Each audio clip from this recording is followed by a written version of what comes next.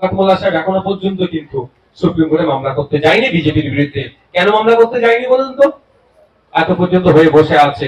Supreme কোর্টে মামলা করতে যাবে, সুপ্রিম কোর্টে ওকালত যে হয়তো এফিডেভিট করবে, হয়তো ফিরে রিটার্ন ফ্লাইটের আর আসতে পারবে না। যা দুর্নীতি করেছে সিবিআই ইডি ধরে করে জেলে জেলে রেখে দেবে। ওই ভয় তৃণমূল বোমা চার্জ করে আমাদের নামে মিথ্যা অভিযোগ দিচ্ছে। ভাই দেখলেন না আমাদের ছেলেরা বাসন্তী হাইওয়ের ওপর দিয়ে যাচ্ছিল, শান্তিপূর্ণ একটা প্রতিবাদ করতে পুলিশ কিভাবে নির্বিচারে লাঠিচার্জ করে মাথা ফাতা ফাটিয়ে দিয়েছিল। ওটাকে আমি রিপোর্টারকে বলে দিই যে আপনি যেই দলের হয়ে চাটুকারিতা করছেন মিডিয়া হাউসে বসে, আমরা মিডিয়াকে মনে করি গণতন্ত্রের চতুর্থ স্তম্ভ, নিরপেক্ষ থাকবে, মানুষের আসল খবরটা তুলে ধরবে, এই বিশ্বাসটা করিয়ে দিন রিপোর্টারদের কাছ থেকে। কিন্তু দুর্ভাগ্য আপনি তো মুখপত্র হয়ে কাজ করছেন। আপনার দলের এক নেতা সুপ্রিম কোর্টে মামলা করেছিল এই দুটো তিনটে শব্দকে প্রত্যাহারের জন্য সংবিধান থেকে। তার মধ্যে একটা ছিল সেকুলার, শব্দটিকে প্রত্যাহার করে নিতে সেই সংবিধান থেকে। কিন্তু আইনের চরকে সুপ্রিম কোর্টে মুখ ফুজে ফিরে এসেছে। আপনার কি আইনের চর খাওয়ার ইচ্ছা যাচ্ছে নাকি আবার নতুন করে?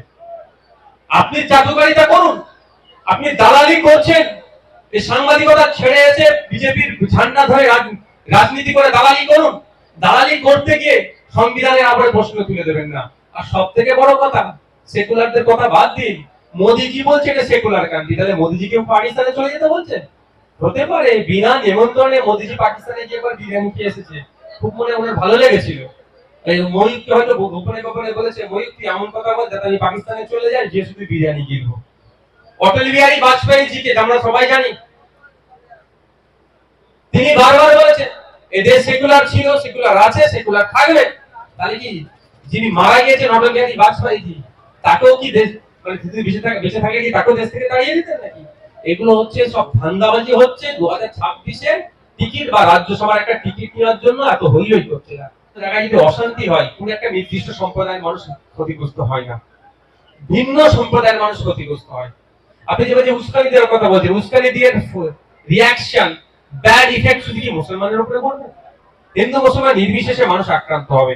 শুনুন, যারা এই উস্কানি দিচ্ছে তাদের বিরুদ্ধে কিন্তু শুধু মুসলমানরা প্রতিবাদ করছে না এরকম ব্যাপার নয়, ভিন্ন সম্প্রদায়ের মানুষ প্রতিবাদ করছে। কিন্তু দুর্ভাগ্য আমাদের রাজ্য প্রশাসন কি করছে, কেন তাদের বিরুদ্ধে সমমত করছে না? মমতা ব্যানার্জি কি করছেন, কেন তাদেরকে ধরে জেলের মধ্যে রাখছে না?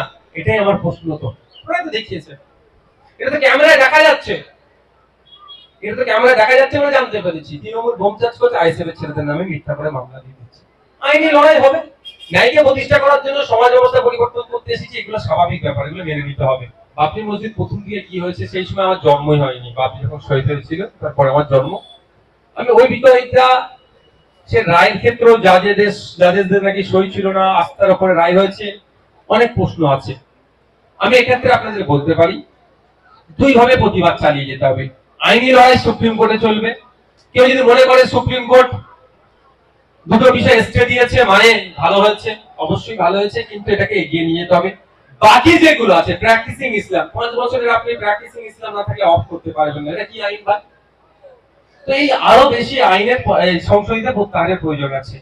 মাঠে ময়দানে গণতান্ত্রিক প্রক্রিয়ায় শান্তিপূর্ণভাবে ধর্মনিরপেক্ষতা বজায় রেখে প্রোটেস্ট করতে হবে এবং সুপ্রিম কোর্টে আইনি লড়াই করতে হবে। সুপ্রিম কোর্টে লড়াই চলছে বলে এখানে আইনি লড়াই চলছে বলে এখানে বন্ধ করে দেবে, যারা বলবে তারা জানবেন বকলে হয়তো বিজেপির কাছে কিছু নিয়ে বসে আছে বা কিছু তাদের অন্য কিছু ইন্টেনশন আছে। লড়াইটা মাঠে ময়দানে হবে শান্তিপূর্ণভাবে, লড়াইটা আইনি লড়াই হবে। দুটো লড়াই আইএসএফ করছে, দুটো লড়াই নওশাদ সিদ্দিকীরা করছে। আর তৃণমূল কংগ্রেস অনেক কথা বলছেন, মুসলমানদের জন্য অনেক ভাবছেন,